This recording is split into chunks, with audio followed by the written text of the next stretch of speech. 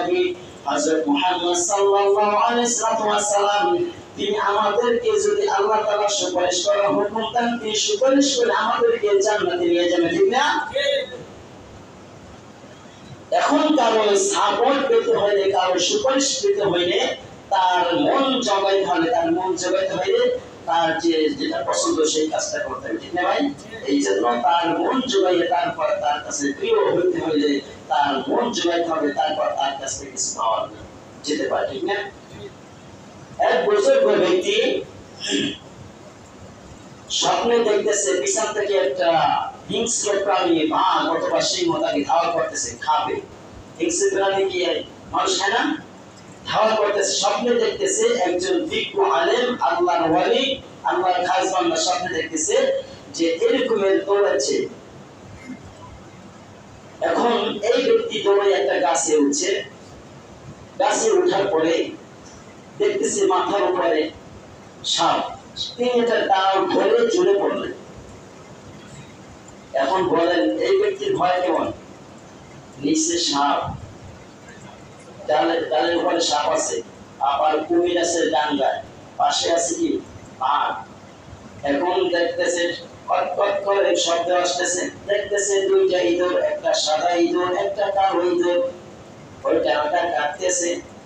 এখন উপরে দিকে তাকায় ধরে একটু মুখটা একটু হা হয়ে যায়, মানে হা করা হয়, ঠিক না? উপরে দিকে হাঁটা তাকাইছে, তাকানোর পরে এক ফোঁটা মধ্যে পড়ছে।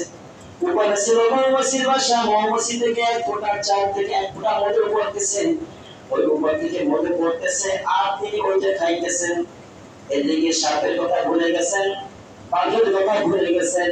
তিনি মধু পড়তেছেন খাইতেছেন, মধু পড়তেছেন খাইতেছেন।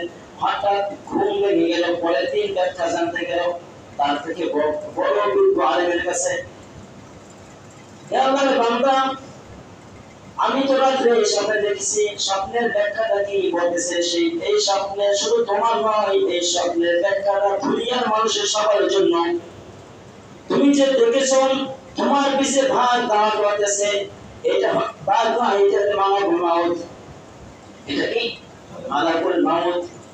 আর যে নিচে যে কুমির আছে হাঁ করে দাঁড়িয়েছে ডাঙ্গার ভিতরে, তুমি যদি পড়ে যাও ওখানে পড়ে যাবা, ওই জলে কবর। তুমি যদি পড়ে যাও কবর। আর উপরে যে দুইটা ইঁদুর দেখছো, একটা সাদা ইঁদুর একটা কালো ইঁদুর। ও আল্লাহর বান্দা, ওইটা হলো একটা সাদা, যেটা সেটা হলো দিনের আলো। দিন তোমার কাছ থেকে এরকম তোমার জীবনটাকে সময়টা কেটে দিচ্ছে, তোমার আয়ু কমে যাচ্ছে। আর যে কালো ইঁদুর দেখতেছো এটা হলো রাত। রাত তোমার থেকে অতিবাহিত হয়ে যাচ্ছে, দিন তোমার কাছ থেকে অতিবাহিত হয়ে যাচ্ছে। তুমি যে তোমার মাথার উপর থেকে দেখতেছো মধু পড়তেছে, মধুটা খাইতেছো, তুমি সব কিছু ভুলে গেলা। এইটা হয়ে তুমি দুনিয়ার আরাম আয়েশ টাকা পয়সার পিছনে পড়ে তুমি সব কিছু ভুলে যাবা। এইটা হলো মধুর ন্যায়। তোমার দুনিয়াটা তোমার কাছে ভালো লাগবে, তোমার কাছে স্বাদ লাগবে, তুমি মৃত্যুর কথা ভুলে যাবা। তোমার পিছনে যে আল্লাহ রাব্বুল আলামিন মালাকুল মাউত আজরাইল আলাইহিস সালামকে লাগাই দিয়েছেন, তুমি এই কথা ভুলে যাবা। তুমি কবরের কথা ভুলে যাবা। বাস্তবে এখন বর্তমানে নয়, কিয়ামত পর্যন্ত এইটা এই নিয়ম চলতে থাকবে, ঠিক না? মৃত্যুর কথা ভুলে যাব। আমার যে হায়াত শেষ হয়ে যাচ্ছে, আমি এদিকে তাকাবো না, এদিকে কোনো মানুষটা থাকবে না। আমার টার্গেট থাকবে আমি কত বড় হতে পারি, কত বড় সেলিব্রিটি হতে পারি, কত পাওয়ার ম্যান হতে পারি, কত টাকা পয়সার মালিক হতে পারি। এই ধান্দায় আমার জীবন শেষ হয়ে যাবে, রবকে পাইতে পারবো না, ঠিক না? এই জন্য আল্লাহ রাব্বুল আলামিন নবীকে শিখাইছেন, কুল ইন্নী আখাফু ইন আসাইতু রাব্বি আযাব ইয়াউমিন আযীম। নবী হে, আপনি সবাইকে বলে দেন আমি এমন একটা দিনকে ভয় করি যে দিনে কেউ কারো উপকারে আসবে না। এখন আপনি আমি যদি রবকে ভুলে যাই, রবের নাফরমানি করি, রবের যদি অকৃতজ্ঞ বান্দা হয়ে যাই, তাহলে কি হবে? আল্লাহ রাব্বুল আলামিন 49 নম্বর সূরা সূরাতুল জুমারের 16 নম্বর আয়াতে আল্লাহ তাআলা কি বলেন? লাহুম মিন ফাওকিহিম যুলালুন মিনান নার। অপরাধীরা, নাফরমান বান্দারা যদি এই রকমের কাজ করে মরে যায় তাহলে কি হবে?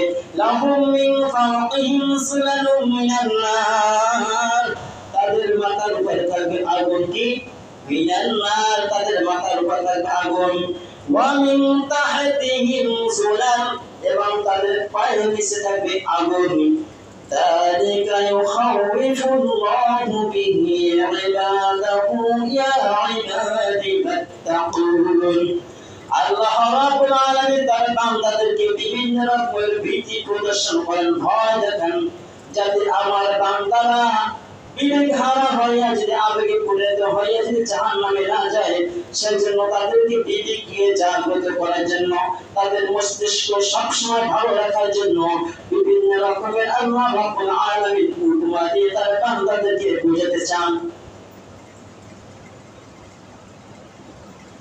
এখন আমাদের ভিতরে অনেক লোক আছে, আল্লাহ রাব্বুল আলামিন তাদের তাকদীর বলেছেন লা শারীকা লাহু ইসরা কোনো ইলাহ নাই, কিন্তু আমরা সরাসরি তাদেরকে সমকক্ষ কাউকে বানাই না, কিন্তু কিছু ভায়া মাধ্যমের ভিতরে বানাই।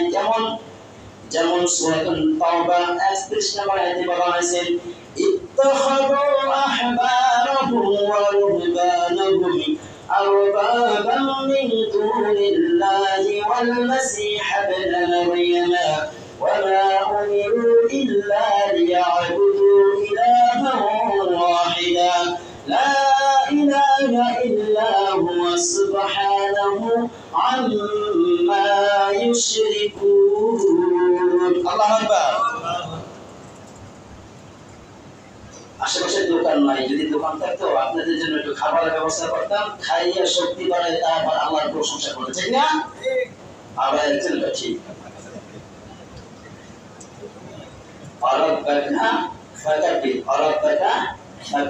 আল্লাহ তাআলা বলতে করতে হবে। ঘোষণা দিয়েছেন কে? ঘোষণা দিয়েছেন কে? আল্লাহ যে গোলামকে সৃষ্টি করেছেন, সেই গোলাম হয়ে আল্লাহর মালিকের প্রশংসা করতে লজ্জা আছে? আছে? আছে? 5 টাকা 10 টাকা চাঁচুর খাইয়া বাচ্চাদেরকে লাগাই দেয় যদি স্লোগান দেয়, লাফায় না? লাফায়। আপনারা কেউ সে নাকা নামে করছি, আমার একজন স্বাস্থ্য দুর্বল ছিল, ছোট বাচ্চাদেরকে ডাক দেয়, ঠিক আছে চাঁচুর মুড়ি খাবি? হ্যাঁ খাবো। হালকা করে খাওয়াইয়া যা স্লোগান দিয়ে আসতাম, পরে আবার খাবার আছে আইসা আবার ঝালমুড়ি খাইতাম। তাহলে দুনিয়ার পিছনে দৌড়েছি কিসের আশায়? ঝালমুড়ি খাবার জন্য।